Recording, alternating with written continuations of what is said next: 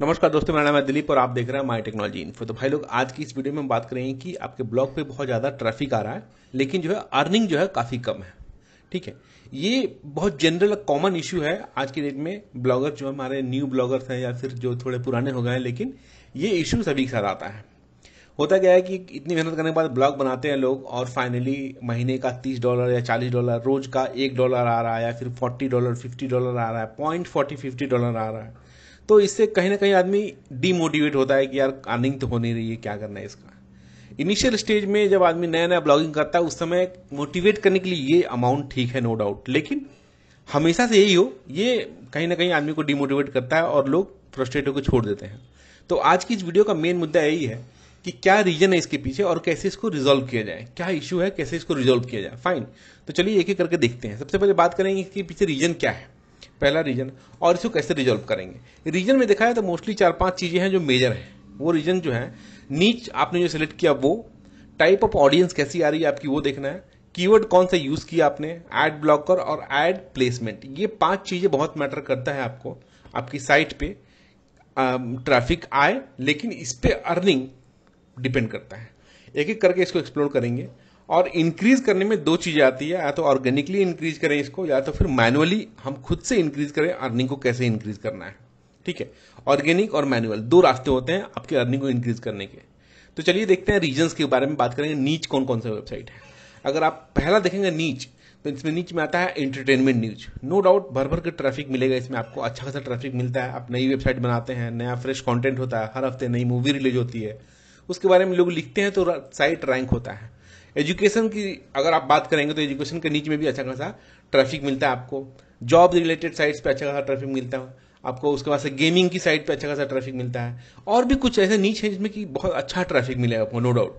लेकिन अर्निंग जो है इस नीच में उस लेवल का नहीं है। अगर आप अफिलिएट पे, अगर आप इस पे डिपेंडेंट है, क्या बोलते हैं, गूगल एडसेंस पे डिपेंडेंट है, तो आपको उस नीच पे अर्निंग नहीं मिलेगा। या फिर अफिलिएट कर रहे हैं, इस केस में भी आपको थोड़ा कम अर्निंग मिलेगा। रीजन क्या होता है इस नीच में, वो हम बताएंगे आपको आगे। दूसरा उसमें ये कवर होगा रीजन इसका ट्रैफिक टाइप में। जो हमारा दूसरा है रीजन, वो है टाइप ऑफ ट्रैफिक या फिर टाइप ऑफ ऑडियंस जो होते हैं, जो आता है हमारे साइट पे। उसमें यह है कि मैनुअल ट्रैफिक होते हैं कुछ जो हम खुद से भेजते हैं, एक होता है ऑर्गेनिक ट्रैफिक होता है, और तीसरा होता है हमारा यूजर का इंटेंट कैसा है, वो क्यों आया है। ठीक है, ये ट्रैफिक का टाइप इस पे बिल्कुल 100% डिपेंडेंट होता है। क्योंकि ये अगर आप ध्यान से सोचेंगे इसके बारे में, तो यहाँ पे जो ऑडियंस आती है वो या तो इंटरटेनमेंट के लिए आती है, देखने के लिए आती है क्या है। एजुकेशन साइट पे लोग आते हैं तो आपको मोस्ट ऑफ द केसेस में क्लिक नहीं करेंगे आपके ऐड पे, क्योंकि क्लिक थ्रू रेशियो बहुत कम होता है उसमें। गेमिंग में लोग गेम खेलने आते हैं, गेम में अगर एड्स आता है तो इरिटेट हो जाते हैं लोग कि क्या यार गेम खेलो, तो फिर इरिटेट हो जाएगा कि इतना सारा पॉपअप आ रहा है, फिर ऐड आ रहा है। तो ये कहीं ना कहीं आपको ये नीच आपकी ऑडियंस को, आपके टारगेट ऑडियंस जो भी आते हैं ट्रैफिक पे, वो इसके लिए आते हैं। तो उसमें आपको एड्स क्लिक करने के या फिर परचेज करने की जो इस यूजर की पोटेंशियल होती है वो काफी कम होता है। ऐसा नहीं कह रहा हूं कि ये जो यूजर्स आते हैं वो बायर नहीं होते हैं, यही बायर भी होते हैं, लेकिन इस नीच में वो बायर का काम नहीं करते हैं, इस नीच में वो नहीं जाते हैं। ठीक है, तो ये डायरेक्टली डिपेंडेंट है। अब इस तरह की नीच पे क्या करना है वो आगे बताऊंगा कि कैसे आप इस नीच से पैसा अर्न कर सकते हैं मैनुअली। ठीक है, तीसरा हमारा जो रीजन है वो कीवर्ड्स का है। बाय न्यू जो कीवर्ड्स का कॉन्सेप्ट होता है कि कौन सा कीवर्ड यूज किया जाए। अगर आपने मेरी कुछ दिन पहले मैंने एक वीडियो बनाई थी जिसमें मैं बताया था कि 95% चांसेस होता है कि आप इन कीवर्ड को यूज करेंगे तो आपका सेल होगा, चाहे वो अफिलिएट हो या फिर जिस पे भी बना रहे हैं। ठीक है, तो बाय नाउ कीवर्ड्स कुछ होते हैं इसमें कि buy coupon, discount, deal, shopping, offers, इस तरह के कीवर्ड्स अगर आप यूज करते हैं तो इसमें बाई के चांसेस 95% होते हैं। क्योंकि जो वही बंदा इसको कीवर्ड्स को ढूंढता है जो कि रेडी है खरीदने के लिए, कुछ वो खरीदने वाला है, वो डिस्काउंट कूपन को ढूंढ रहा है, कुछ डील्स ढूंढ रहा है या फिर कुछ ऑफर्स ढूंढ रहा है, जैसे मिलेगा वो खरीदेगा। जनरली अगर हम अगर होस्टिंग खरीदते हैं तो पहले सर्च करते हैं कि कुछ कूपन मिले, टिकट बुक करते हैं तो पहले सर्च करते हैं कुछ कूपन मिले। ठीक है, यानी कि हम रेडी हैं बाई करने के लिए, बस कूपन वो ढूंढ के बाई करना है। तो ये जो कीवर्ड्स होते हैं ये आपको काफी ज्यादा हाई पोटेंशियल कीवर्ड्स हैं। ये अगर आप यूज करते हैं तो आपको अर्निंग के चांसेस और सेल के चांसेस बहुत ज्यादा होते हैं। इसके एक लेवल नीचे होता है हमारा कीवर्ड जिसमें प्रोडक्ट का कीवर्ड्स आते हैं, प्रोडक्ट कीवर्ड्स जिसको बोलते हैं हम, जो कि हमारा रिव्यू से रिलेटेड है। बेस्ट हो गया, रिव्यू हो गया, टॉप 10 हो गया, किसी स्पेसिफिक ब्रांड के बारे में आपने कुछ लिखा है या स्पेसिफिक कैटेगरी के बारे में लिखा है, चीप प्रोडक्ट्स, कुछ अफोर्डेबल प्रोडक्ट्स। तो ये बायर जो होते हैं, जो ये कीवर्ड ढूंढता है, ये जो है बेसिकली सेकंड लेवल के बायर होते हैं जो कि खरीदने वाले हैं, 1-2 दिन में खरीदेंगे, ठीक है। तो इनको आप आसानी से कन्वर्ट कर सकते हैं। तीसरा हमारा जो कीवर्ड टाइप होता है वो इन्फॉर्मेशनल कीवर्ड होता है। ये हमारे लो लेवल का बायर, ये इस तरह के कीवर्ड्स अगर आप यूज करते हैं, ठीक है, तो इसमें क्या होता है, चांसेस होता है कि ये बंदा बाई करेगा नहीं करेगा, काफी कम होता है रेशियो, लेकिन अगर पिछले दोनों में देखेंगे तो रेशियो ज्यादा होता है। और एक चौथा होता है जो फ्री कीवर्ड्स होता है, ये बायर के पोटेंशियल 5 से 10% होते हैं, इससे ज्यादा इसमें सेलिंग के चांसेस नहीं होते हैं, क्योंकि ये उस टाइप के बायर ही नहीं है, ये फ्री वाला चीज ढूंढ रहा है या फिर इनको पैसे नहीं लगाने हैं, ठीक है। तो आपका जो कीवर्ड है ये बहुत मैटर करता है आपकी साइट की अर्निंग को, रेवेन्यू को बढ़ाने में। तो कीवर्ड इज जो है वो बहुत बड़ा रोल प्ले करता है।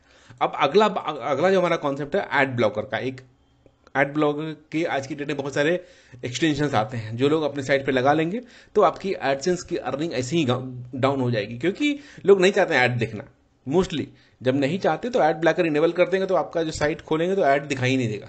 तो कहीं ना कहीं ये भी एक रीजन है जिसकी वजह से आपको अर्निंग नहीं मिलेगा। आपकी साइट पर ट्रैफिक आएगा लेकिन ऐड ब्लॉकर लगा कर रखें लोग, ऐड ही नहीं शो हो रहा है, तो कोई क्या क्लिक करेगा, ठीक है। और पांचवा जो हमारा रीजन है वो है ऐड प्लेसमेंट का। आपने किस तरह से ऐड को प्लेस किया है, कहां डाला है, कहां पे आना चाहिए, कंटेंट के अंदर है, ये बहुत मैटर करता है आपकी अर्निंग को इंक्रीज डिक्रीज करने में, ठीक है। तो ऐड ब्लॉकर दिखाया तो एक मेजर रोल प्ले कर रहा है आज की डेट में कि गूगल एडसेंस की अर्निंग को डाउन करने में।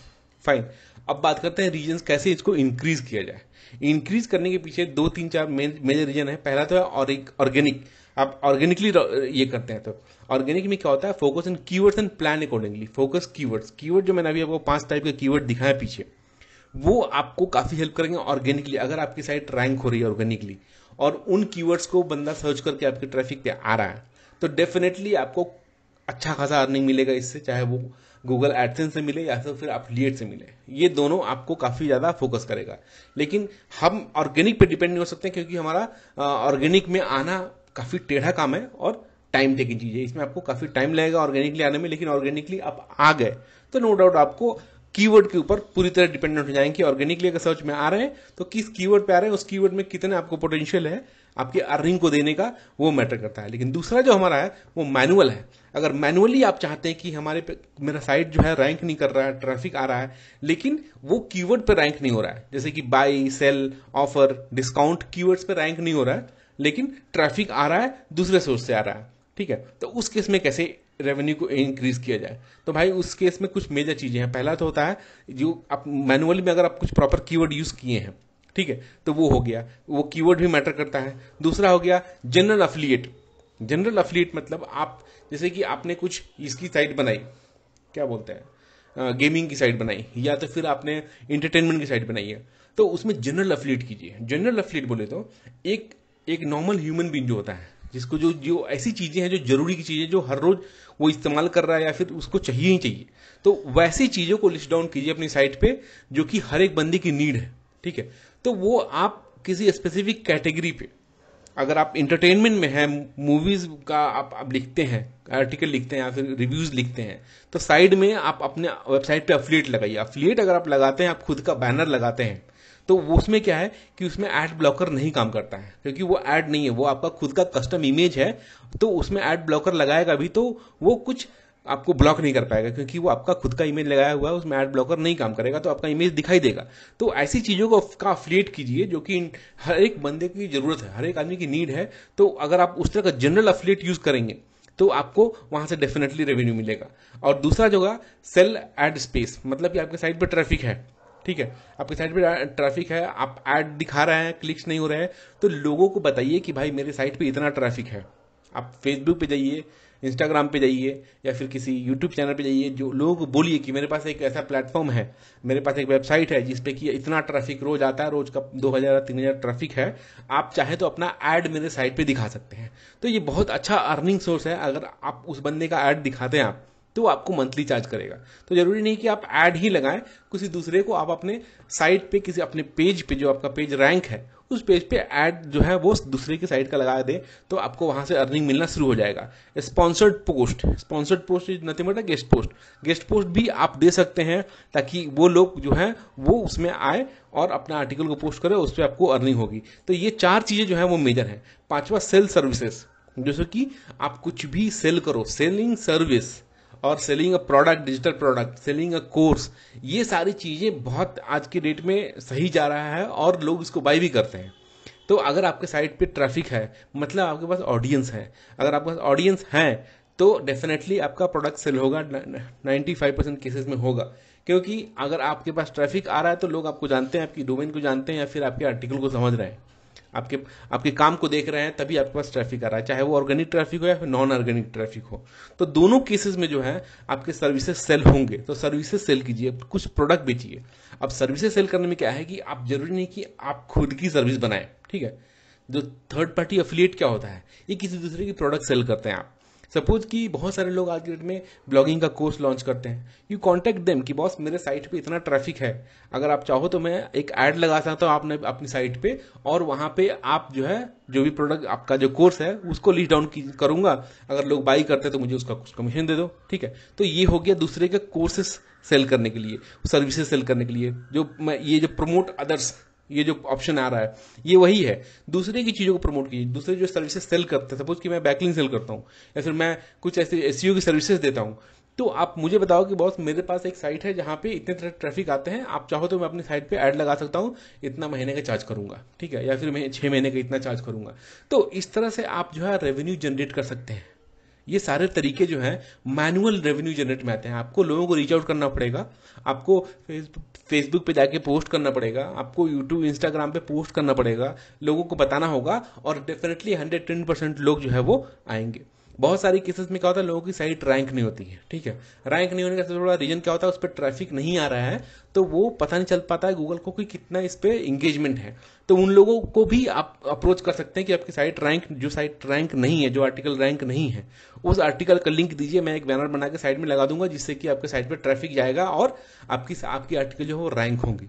सो these are the manual ways जिसमें कि आप अप्रोच करके लोगों को आप अपनी साइट से अर्निंग इंक्रीज कर सकते हैं, रादर देन कि आप जाके गूगल के एडसेंस पे डिपेंडेंट है कि भाई ऐड तो लगा दिया, साइट हो गई, लेकिन कुछ हो नहीं रहा है, ठीक है। अगर महीने का 5,000 10,000 ट्रैफिक है तो उस हिसाब से आप लोगों को चार्ज कीजिए उनके एड्स को दिखाने का। ये बेस्ट तरीका है आपकी साइट पे रेवेन्यू को इंक्रीज करने का। डेफिनेटली 110% इंक्रीज होगा ही होगा इस पे आपको, ठीक है। ऐसा नहीं है कि इंक्रीज नहीं होगा, लेकिन अगर आप अफिलिएट करते हैं, जनरल अफिलिएट कीजिए, अपनी सर्विसेज सेल कीजिए, दूसरे की सर्विसेज को प्रमोट कीजिए, दूसरे सर्विसेज को सेल कीजिए, स्पॉन्सर्ड पोस्ट डालिए, दूसरे अपने कुछ एड स्पेस को सेल कीजिए। ये सारे मेजर सोर्स ऑफ इनकम है आपकी वेबसाइट के। अगर आपकी साइट पे ट्रैफिक आ रहा है, उस केस में डेफिनेटली आपको इससे बेनिफिट मिलेगा, ठीक है। तो आशा करता हूँ कि समझ में आया होगा जो मैं बताने की कोशिश कर रहा था। अगर अच्छा लगा है तो लाइक वाइक कर दीजिएगा, कमेंट के बताइए कैसा लगा। मिलते हैं अगली वीडियो में, बाय, टेक केयर।